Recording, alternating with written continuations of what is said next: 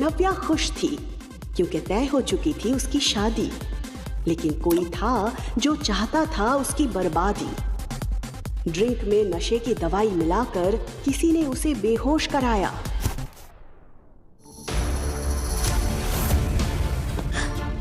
ऋषि,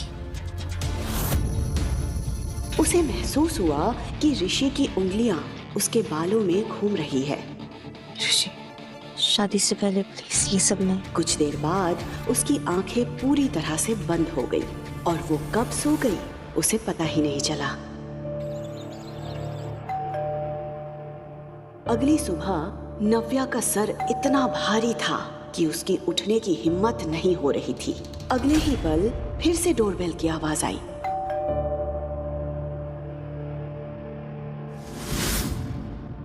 उसे याद आया कि शादी तक वो ऋषि के साथ कुछ नहीं करना चाहती थी। मैं ऋषि के साथ यहाँ? ओह गॉड! ऋषि प्लीज देखो दरवाजे पे कौन है।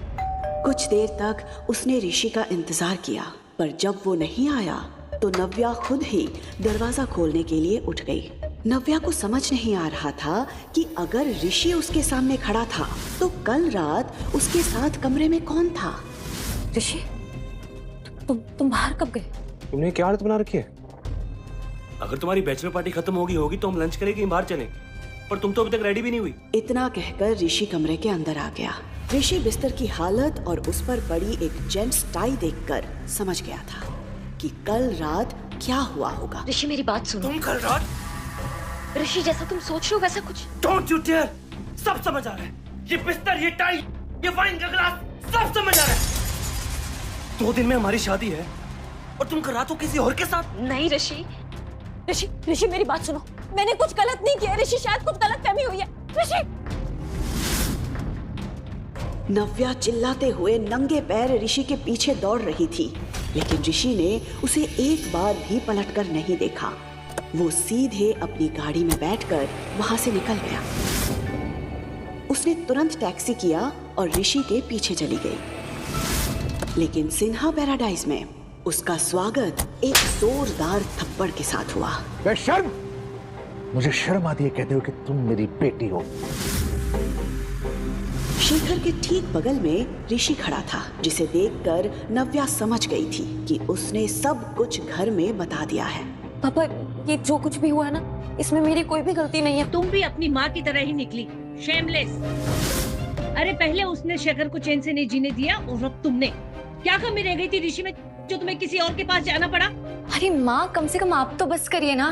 पापा की तबीयत खराब हो रही है, इनका ध्यान रखिए। पापा। शिखा नव्या की सौतेली माँ थी और कनिका सौतेली बहन। कनिका, तुम तो मेरा यकीन करो, मुझे सच में कुछ भी याद नहीं है कल का। मैं ऋषि, तुम तो मुझसे प्यार करते हो ना? तुम तो मुझ पे ट्रस्ट करो प्लीज, प्लीज। ट्रस्ट? ये शब्द तुम्हारे मुंह से अच्छा नहीं लग रहा। जिस लड़की से मैंने प्यार किया था वो तो रातों किसी और की हो गई थी। नहीं ऋषि, प्लीज ट्रस्ट मी। अब बस! तुम्हें जो ठीक लगता था तुमने किया, अब मैं वो करूंगा जो मुझे ठीक लगता है। नव्या के साथ बाकी घरवाले भी ऋषि शेखावत का इशारा समझ गए थे। ऋषि ने तुरंत अपनी उंगली से एंगेजमेंट रिंग उतारी और वहीं सबके सामने जमीन पर फेंक दी। ये रिश्ता मैं अभी के अभी खत्म करता हूँ। I am breaking up with you. आज के बाद अपनी ये मनुष्य शक्ल मुझे मत दिखाना। ऋषि नहीं ऋषि, मैंने खबरदार! खबरदार, जो उसे रोकने की कोशिश भी की तो अब उससे जो कुछ कहूंगा ना मैं कहूंगा, और तुमने जो किया है ना उससे हम सबकी जिंदगी बर्बाद हो गई है। ऋषि बेटा सुनो, प्लीज मेरा यकीन करो, मुझे कुछ ध्यान नहीं आ रहा है। मैं सच में, मुझे लगा कि मैं ऋषि के साथ थी। प्लीज मेरा यकीन करो प्लीज।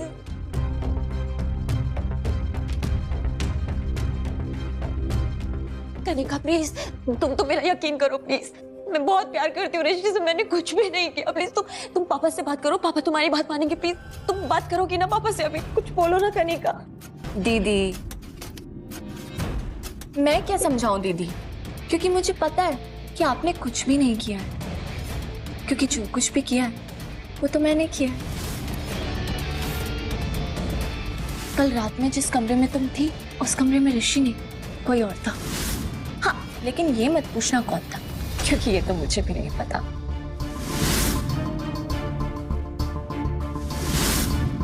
और मैंने ये सब इसलिए किया क्योंकि अगर कोई ऋषि से शादी करेगा तो वो मैं होंगी। मैं ऐसा सोच भी कैसे सकती हो? मैं ऐसा सोच ही नहीं सकती, कर भी सकती हूँ। और देखो, मैंने ऋषि को तुमसे हमेशा हमेशा के लिए अलग कर दिया। अब वो जिंदगी भर कुंवारा रह जाएगा, लेकिन तुम्हारी तरफ दोबारा पलट के कभी नहीं देखेगा। बचपन से तुमसे मैं नफरत करती हूँ और हमेशा तुमसे जीतती आई हूँ।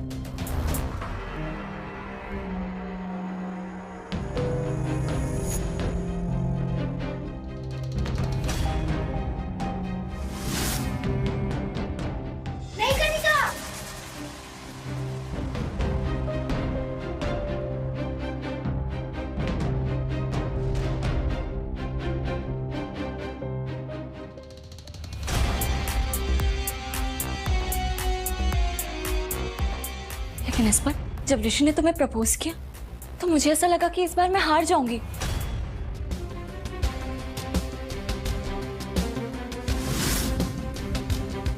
Miss Navya, will you marry me?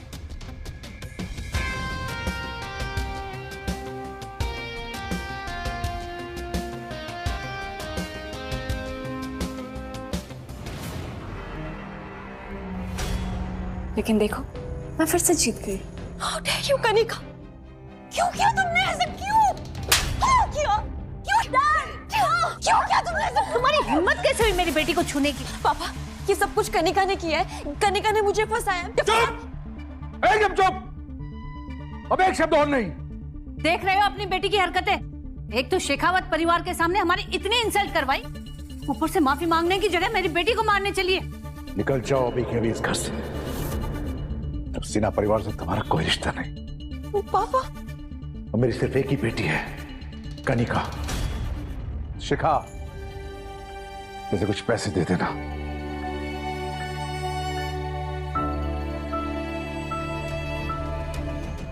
उसके पिता शेखर का फैसला उसे अंदर ही अंदर तोड़े जा रहा था। वो समझ चुकी थी कि अब उसे अपने ही घर को छोड़ना पड़ेगा, इसलिए अपना सामान लेकर वो घर से निकल गई। दिल्ली के सबसे बड़े ऑफिस के कैबिन में आहूजा इंडस्ट्रीज का मालिक अविनाश आहूजा अपने असिस्टेंट के साथ बैठा था।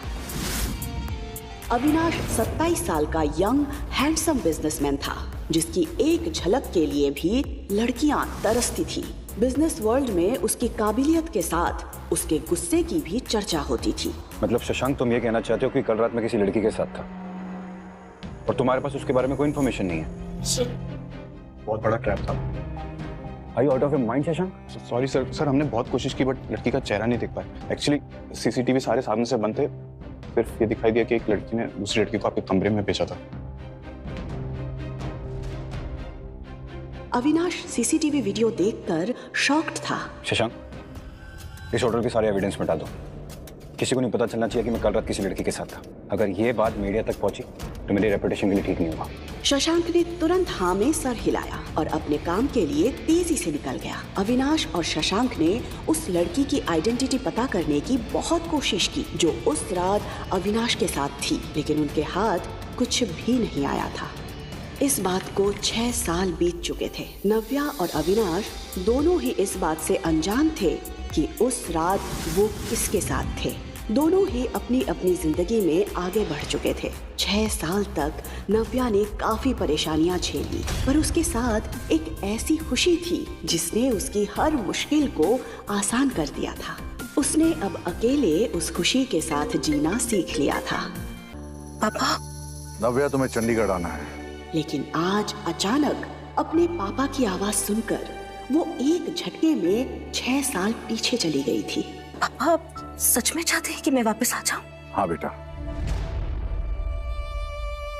पापा चाहते हैं कि मैं वापस चली जाऊं? पापा सच में मुझे घर बुला रहे हैं? Oh God! Oh God! पर क्यों? पापा मुझे वापस क्यों बुला रहे हैं? उन्होंने कुछ बताया भी नहीं। मैं फिर से पूछती हूँ। The number you're calling is currently switched off. Please try Switched off? later. पापा ने मुझे वापस बुलाया, मैं वापस घर जा सकती हूँ।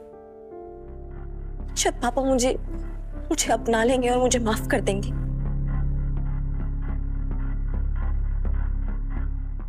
वो इतनी एक्साइटेड थी कि उसने अपने ऑफिस से छुट्टी ली और तुरंत वहां से निकल गई।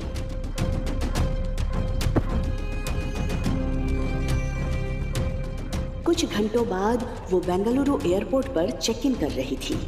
वो अपने पापा के एक बुलावे पर दौड़ी चली जा रही थी, सिर्फ इस उम्मीद में कि शायद अब उनका रिश्ता फिर से पहले जैसा हो जाए। मम्मा! आरव! कम! ये आवाज किसी और की नहीं बल्कि आरव की थी। आरव नव्या का बेटा था। उसके साथ अतीत में जो हुआ उसके बाद उसने अपना शहर तो छोड़ दिया था, लेकिन उस रात की याद उसकी जिंदगी से कभी दूर नहीं हुई थी। बेंगलुरु शिफ्ट होने के कुछ ही दिन बाद उसे पता चला कि वो प्रेग्नेंट है। मम्मा देखो, हमारा फ्लाइट मिस हो गया। आरव, वो हमारी फ्लाइट नहीं है, हमारी फ्लाइट 1 घंटे बाद है। और अगर मिस हो गया तो? और अगर मिस हो गया तो हम पैदल पैदल जाएंगे, ठीक है? बहुत ही प्यारा बच्चा है आपका। बहुत नॉटी भी। Thank you. नव्या ने जैसे ही ऊपर देखा तो उसके सामने एक 6 फुट का आदमी खड़ा था।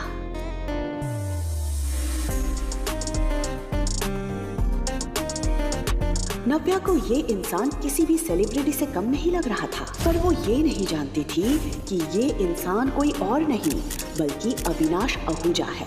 उसने और अविनाश ने एक दूसरे को देखा, लेकिन वो एक दूसरे को पहचान नहीं पाए। वो नहीं जानते थे कि 6 साल पहले जो होटल रूम में साथ थे, आज उन्हें किस्मत ने फिर से सामने लाकर खड़ा कर दिया था। सॉरी।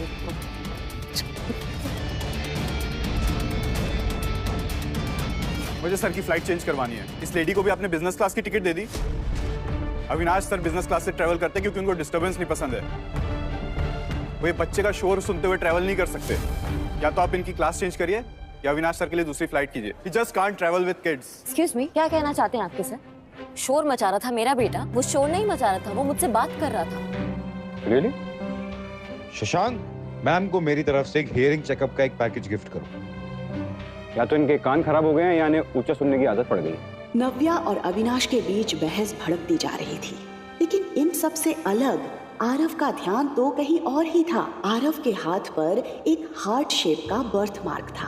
आज ठीक वैसा ही निशान उसे अविनाश के हाथ पर दिखाई दे रहा था। पापा!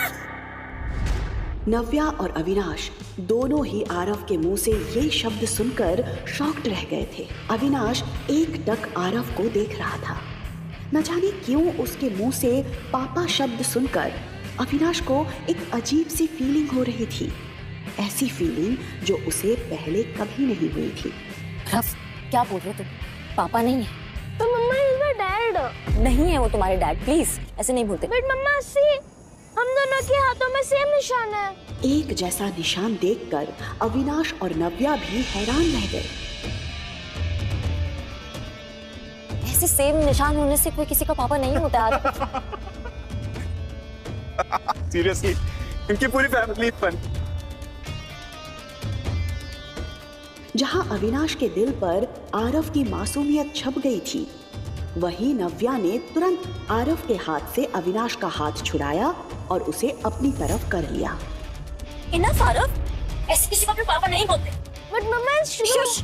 उसने आरव को इतने प्यार से पाला पोसा था कि आज तक उससे तेज आवाज में बात तक नहीं की थी, लेकिन आज सिचुएशन उसके हाथ से निकल गई थी। उसके हिसाब से पापा बोलकर ना सिर्फ आरव ने अविनाश को हंसने का मौका दिया था, बल्कि नव्या के वो 6 साल पुराने जख्म भी ताज़ा कर दिए थे। अविनाश को ऐसा लग रहा था कि नव्या की लाइफ में जो भी पर्सनल इश्यूज हैं, उसकी वजह से आरव के दिल पर बुरा असर पड़ रहा है, और ये बात उसे जरा भी अच्छी नहीं लग रही थी।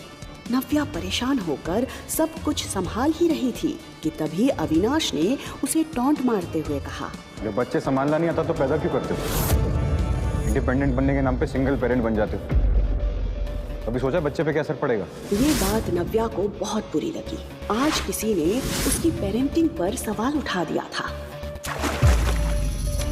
तुम्हारी हिम्मत।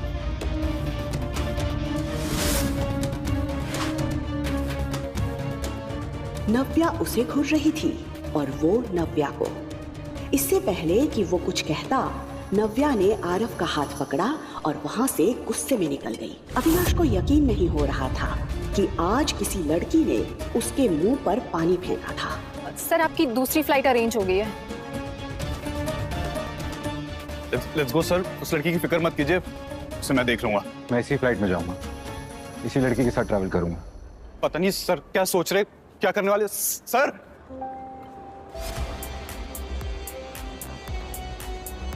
सिक्योरिटी चेक इन के दौरान अविनाश बार बार नव्या को देखे जा रहा था, लेकिन नव्या अविनाश को नजरअंदाज करते हुए आगे बढ़ गई। कुछ घंटों बाद जब फ्लाइट चंडीगढ़ में लैंड हुई, तब तक नव्या सब कुछ भूल चुकी थी। इतने सालों बाद अपने शहर में पैर रखते वक्त उसे ऐसा लग रहा था जैसे उसकी लाइफ में फिर से सब कुछ बदलने वाला था। उसके अंदर एक खुशी थी अपने पापा से मिलने की। पापा आए होंगे ना मुझे लेने? मैसेज तो किया था मैंने उन्हें। सामने से ऋषि और कनिका उसी की तरफ बढ़ रहे थे। ऋषि कनिका के साथ? तो आगे तुम वापस। नव्या समझ गई थी कि कनिका ने वो सब कुछ हासिल कर लिया जो उसने चाहा था। ये लोग कौन है मम्मा? मम्मा? दीदी, ये तुम्हारा बेटा है? हाँ तो आपको कोई प्रॉब्लम? ओह, अब समझी।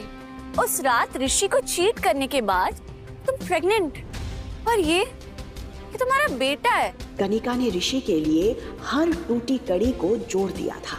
ऋषि को ये एहसास हो गया था कि आरव नव्या के धोखे की निशानी है। You cheat! तुम्हें शर्म नहीं आई इस बच्चे के साथ अपने घर आने पर? मैंने कोई चोरी नहीं की है। आरव मेरा बेटा है। देखा ऋषि, इसे इसकी गलती का बिल्कुल भी अफसोस नहीं। Leave it. इससे कोई भी सवाल करने का कोई मतलब नहीं है। याद है इसने पिछली बार क्या किया था? उसके बाद तो ये कोई भी शर्मनाक हरकत कर सकती है। आई एम श्योर ये बच्चा भी उसकी किसी हरकत का नतीजा होगा। इस बच्चे को मेरी आंखों के सामने से ले जाओ, वरना नहीं, मम्मी से दूर रहो। तुम लोग बैठ रह जाओ और मेरी मम्मी से बात भी मत करना।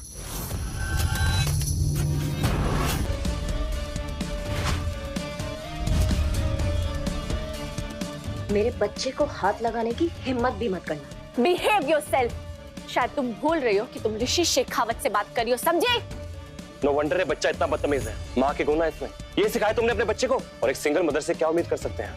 मम्मा को कुछ मत बोलना, आप बंद हो। नौबेस का मुंह बंद करो, वरना पिछली बार तुम्हारे बेटे पर हाथ उठाया था, इस बार तुम्हारे पे उठाना पड़ेगा। हाथ उठा कर तो दिखाओ। ये सुनते ही नव्या ने पीछे पलट कर देखा तो ये आवाज किसी और की नहीं बल्कि अविनाश आहूजा की थी। उसे देखकर नव्या शॉक्ड रह गई थी।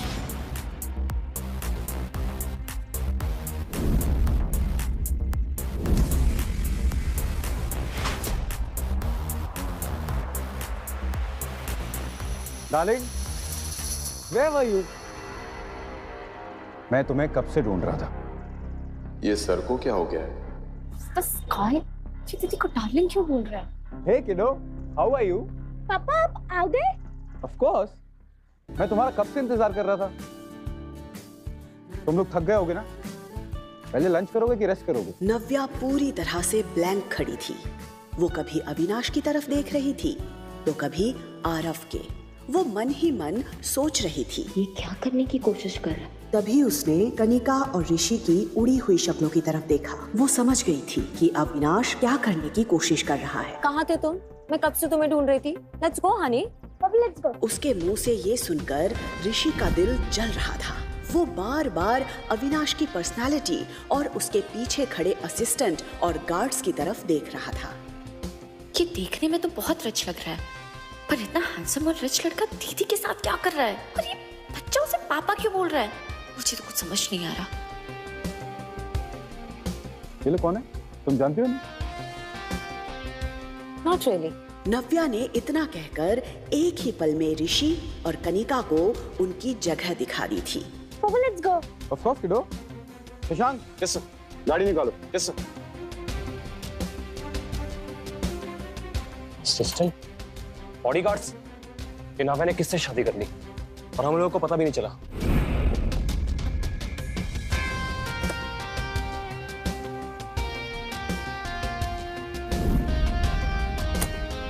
What the hell? इसने हमें इंट्रोड्यूस भी नहीं कर पाया। जैसे ही नव्या वहाँ से निकली, उसने सुकून की गहरी सांस ली। इतने सालों में उसने ऋषि को भुला जरूर दिया था, लेकिन आज उसे कनिका के साथ देखकर उसके जख्म मानो ताजा हो गए थे। उसे एक अजीब सी बेचैनी हो रही थी और ये बात अविनाश उसके चेहरे पर साफ देख पा रहा था। पापा हम कहाँ जा रहे हैं? Aarav, what is wrong with you? तुमको पापा क्यों बुला रहे हो? तुम्हें पापा नहीं है? तो मम्मा वो मेरे पापा है, मुझे पता है। नो आरव, नहीं, प्लीज उनको पापा मत बुलाओ। थैंक यू सो मच इस वक्त हमें उन लोगों से बचाने के लिए। शैली, आई थिंक तुम्हें थैंक यू से पहले सॉरी बोलना चाहिए। मुझे पता था सर इतनी आसानी से लड़की को नहीं छोड़ेंगे।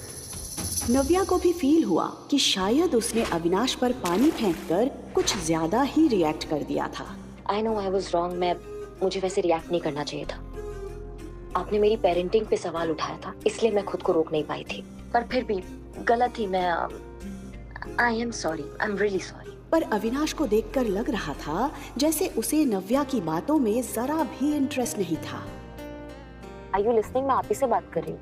शशांक, गाड़ी साइड में रोक दो, हम यहीं से टैक्सी कर लेंगे। व्हाट? माय गॉड, कितना एटीट्यूड है। मैंने सोचा इन्होंने मेरी हेल्प की है तो मैं सॉरी बोल देती हूँ। मैंने कुछ ज्यादा सोच लिया।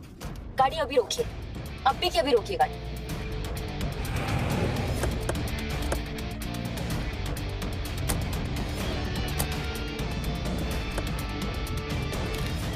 What's this? ये टैक्सी का फेयर, यहाँ तक लिफ्ट दिया ना, thank you so much. What the hell? ये लड़की समझती क्या अपने आप को? वो देख रहा था कि नव्या आरव का हाथ पकड़कर दूसरे टैक्सी का वेट कर रही थी। अविनाश का चेहरा देखकर शशांक को हंसी भी आ रही थी और उसे डर भी लग रहा था। वो अविनाश के गुस्से से अच्छे से वाकिफ था, इसलिए उसे पता था कि अविनाश ने इस वक्त अपने आप को कितना कंट्रोल किया हुआ था। अविनाश वहाँ से निकल जरूर गया था, लेकिन अभी भी उसके मन और दिमाग में नव्या और आरव की शक्ल घूम रही थी। इंटरेस्टिंग, कुछ तो है इस लड़की और इसके बेटे में। I don't know what, but there is something. Navya taxi रुकने का वेट कर ही रही थी कि तभी उसकी दादी का फोन आया। हाय बेटा नव्या, कैसी है तू बेटा? चंडीगढ़ में आपका स्वागत है। नव्या हमेशा से अपनी दादी के सबसे ज्यादा करीब रही थी। नव्या के घर से जाने के बाद शिखा और कनिका के बिहेवियर से परेशान होकर मीनू दादी ने भी कुछ साल पहले सिन्हा मैंशन छोड़ दिया था।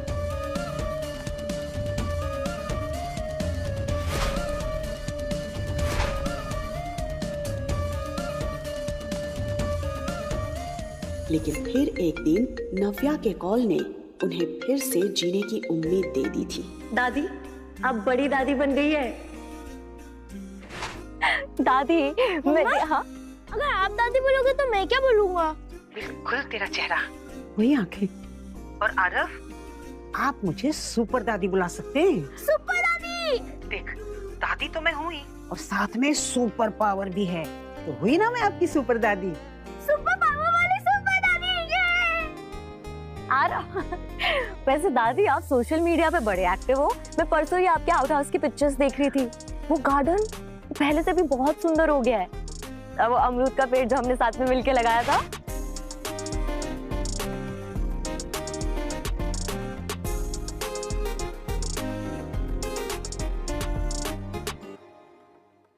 इतना सब कुछ अकेले आप कैसे कर लेती है दादी? क्या हुआ दादी, आप कुछ बोल क्यों नहीं रहे हो? क्या बोलूं नव्या, जिस लड़की ने इतने सालों तक अकेले सब कुछ हैंडल किया, तो मुझे पूछ रही है मैंने ये गार्डन कैसे मेंटेन किया। बेटा, क्या कुछ नहीं सहा होगा तूने इतने सालों से। मैं तुझसे कहती रही कि तू मेरे पास आके रह जा, पर तूने मेरी एक बात नहीं सुनी। मेरा जी घबरा जाता है बेटा जब मैं सोचती हूँ कि तूने आरव को अकेले कैसे बड़ा किया। कैसे आती दादी मैं यहाँ? पापा ने घर से आप सबसे दूर भेज दिया था। निकल जाओ अभी के अभी इस घर से। सिन्हा परिवार से तुम्हारा कोई रिश्ता नहीं। और अगर पापा को मेरी प्रेगनेंसी के बारे में पता चलता तो पता नहीं वो कैसे रिएक्ट करते। और सच बताऊं तो दादी, मैं आपको कोई प्रॉब्लम नहीं देना चाहती थी। तू मेरे लिए कोई प्रॉब्लम कभी भी नहीं खड़ी कर सकती। अरे मेरी तो आंखें तरस जाती हैं बेटा तुझे देखने के लिए। तो आ तो गई हूँ मैं अपनी दादी माँ के पास। बस आधे घंटे में आपके पास पहुंच जाऊंगी दादी। मैं बहुत एक्साइटेड हूँ। मुझे पापा को बताना है कि I missed him so much. Can't wait to meet him. ये सवाल सुनते ही दादी के चेहरे पर उदासी छा गई। उन्हें समझ नहीं आ रहा था कि वो नव्या को सच कैसे बताएं। क्या हुआ दादी? नव्या, तेरे पापा